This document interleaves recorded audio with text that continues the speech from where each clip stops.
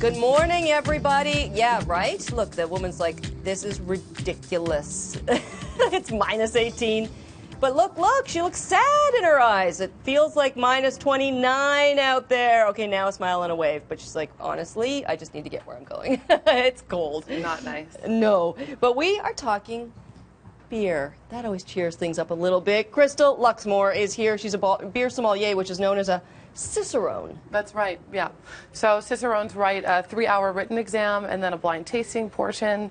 It's a new certification out of Chicago, which sort of grew with the craft beer movement here. So, fantastic. So we're talking about, as you said, craft beers and some of the trends there, and one of them is sour beers. Right. Have you ever had a sour beer before? No. What does that mean even exactly? Well, sour beers are traditionally from a region in Belgium where they're made with wild yeast, so much like wild wines. Some of the yeast grows on the skins of fruit that is in the valley, and then when brewers make these beers, they kind of leave them overnight in this shallow container, the barley water, open up the brewery windows, and let these microflora and wild bacteria come in and start doing their thing, fermenting the beer. And then they plonk them in some barrels, leave them for 1, 2, or 3 years, mix them together, and you get this very wild character.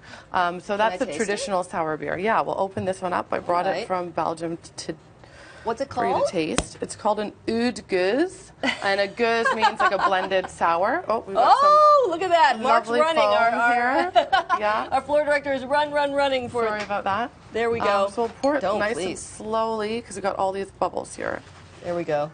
Thank you, Mark. Is it meant to, like, it's like a champagne almost? Yeah, exactly. It's got a champagne cork, lots of carbonation. So I actually had this one with my turkey dinner. Oh. So take a little, It smells really interesting. Yeah.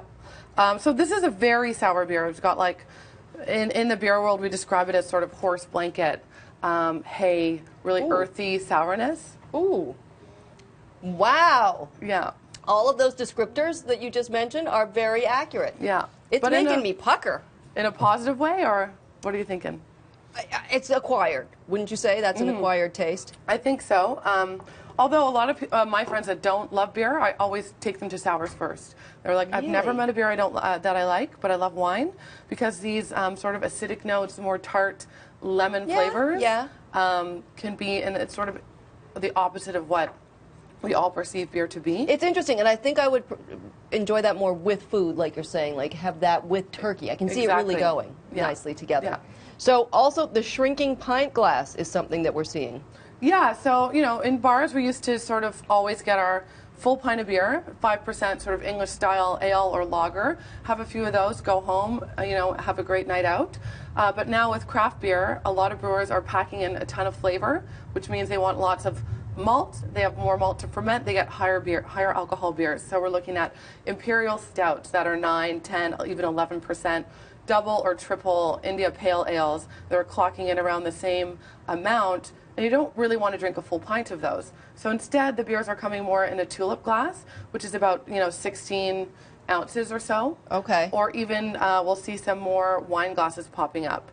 Because if I was serving this gueuze at a beer bar, I would pour it into a wine glass. You don't want to drink a whole pint of this style of beer. So as we're seeing more and more varied beer styles come into Canada, we'll be drinking it sort of like the Belgians do. It's very dainty for a beer somehow. I have trouble wrapping my head around it. Like, people would have to get used to that, don't you think? Yeah, I think so. And I think it's, as you go to better beer bars across the country, you'll sort of start getting them served that way. And then maybe when you go home and you pick up a Belgian style ale, you'll think about, oh, well, maybe I should put this in a wine glass and drink it with dinner. Okay. What else have you brought along with you? So I think another big trend we're going to see is the opposite of the high alcohol beer, and it's the low alcohol, we call it session stout, so you can sit down and have a proper drinking session, just like the old days. So this is the Gronard, and it's from Bellwood's Brewery here in Toronto, and it's only 3.8%. So it's nice, you can have a full pint of it, and have another pint after that. We can open this up and try it. Again, it seems like, but it's going against some of the things that we always thought about, like having bragging rights against American beer. Ours has X amount of alcohol and all that sort of thing. We're taking it down. We're being perhaps a little more genteel about it. Yeah, and I mean, you know, some of the most popular beers in Canada are light beers, like Coors Light, that style of beer. These are sort of the opposite of Coors Light in that they're full of flavor, but still light in alcohol. And I think craft brewers are seeing that, you know, we don't want to go to their bars and only drink an 11% beer. We want something perhaps a little lighter so we can stay longer. That is. Wow. Yeah. So this is a stout, so. Oh, okay, right. So it's like a in the Guinness family, like that kind of thing? Exactly. Okay. Oh.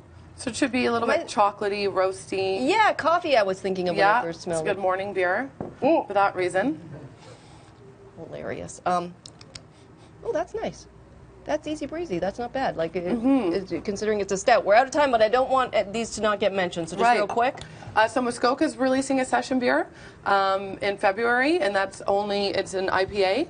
And as well, two of the newest breweries that came out last year that I wanted to give props to are Rhyme and Reason. It's by Collective Arts Brewing. You can find it in beer stores in Ontario, as well as Left Field Brewery, which is a small brewery here in Toronto, and I think they're going to make some bigger waves next year. And they're a baseball-themed brewery, so we're seeing a lot of fun beers come out. Love, love, love giving attention to local creators of whatever kind. Thank you, Crystal Luxmore.